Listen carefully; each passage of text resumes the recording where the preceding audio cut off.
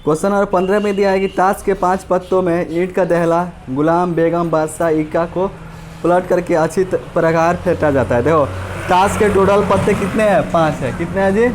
5 है। और 5 पत्तों में कौन सा दिया है? दहला दिया है, गुलाम है, बेगम है, बादशाह है और इक्का है। ठीक है ना। तो ताश के 5 पत्ते, इसके 5 पत्ते हैं। पहला है ईंट का दहला, ईंट का दहला। दूसरा गुलाम, बेगम,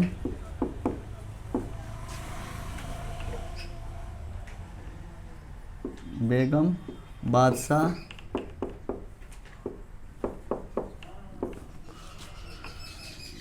और इक्का है, और इक्का है।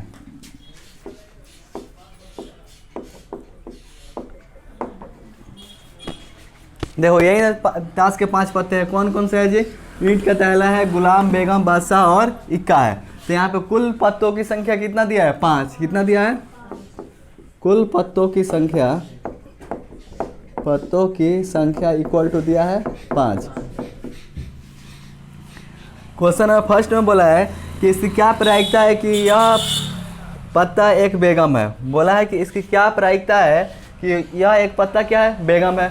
ये ताश के 5 पत्ते हैं, इनको अच्छी तरह से फेंट लिया गया और उसमें से एक पत्ता निकाला गया और पूछा है कि इसकी क्या प्रायिकता है कि वह कौन सी पत्ता है? बेगम की पत्ता, यही ना। तो यहाँ बेगम की संख्या कितना है? देखो तो कितना है? 1 है ना। बेगम की संख्या 1 है। तो देखो प्रोबेबिलिटी बताना है कि निकाला गया पत्ता क्या हो? बेगम हो। तो पी ई के अनुकूल क्या आया है जी? देखो पी इक्वल टू क्या होता है? ई के अनुकूल परिणामों की संख्या। तो ई के अनुकूल क्या है? तो बेगम की संख्या बटा में कुल पत्तों की संख्या, कुल पत्तों की संख्या।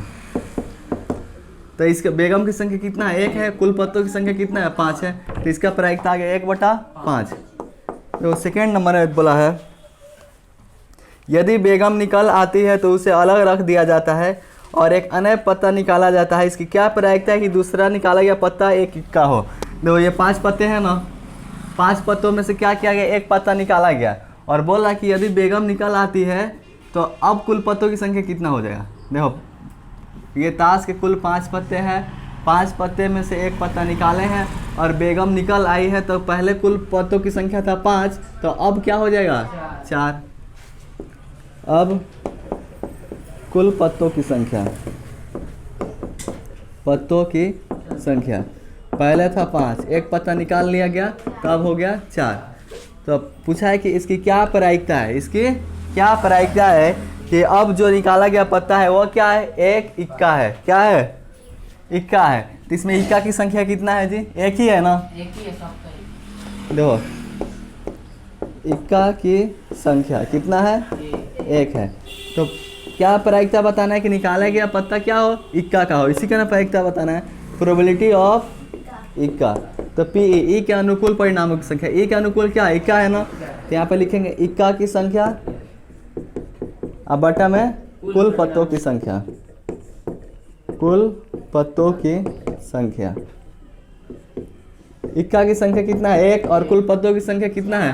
अब 4 है। तो 1/4। ये दो, ये सेकेंड का ए नंबर था। ठीक है ना। और देखो बी नंबर में बोला है कि इसकी क्या प्रायिकता है कि फिर यह निकाला गया पत्ता क्या है? बेगम का है। देखो यहाँ पे क्या बोला है कि 5 पत्तों को अच्छी प्रकार फेंटा गया और एक पत्ता निकाला गया। ठीक है ना। मतलब तो क्या बोल रहा था कि क्या प्रायिकता है कि वह निकाला गया पत्ता क्या चीज़ का है? बेगम का है। फिर क्वेश्चन ने बोल दिया कि यदि बेगम निकल आती है, तो जब बेगम निकल आई है तो कुल पत्तों की संख्या कितना है? 4 है। तो जब इसमें से बेगम निकाल लिए हैं तो क्या इसमें अब बेगम की संख्या है? नहीं ना है।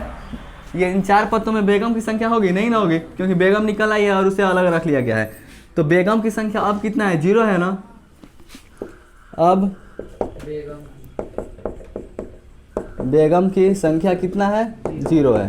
तो अपने को प्रायिकता बताना है कि इसकी क्या प्रायिकता है कि निकाले गया पत्ता बेगम का हो। तो प्रोबेबिलिटी ऑफ बेगम, तो पी ई के अनुकूल परिणामी की संख्या क्या है? बेगम की संख्या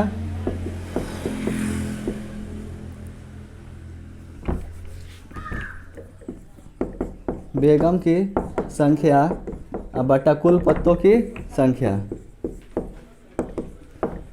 कुल पत्तों की संख्या। तो बताओ तो बेगम की अब संख्या कितना है? 0 है। कुल पत्तों की संख्या कितना है? 4 है। कुल पत्तों की संख्या 4 है और 0 में 4 से डिवाइड देंगे क्या आएगा? 0, यानी इसका प्रायिकता क्या होगा? 0, क्योंकि इसमें बेगम की संख्या है ही नहीं, तो कहाँ से आएगा? नहीं ना आएगा।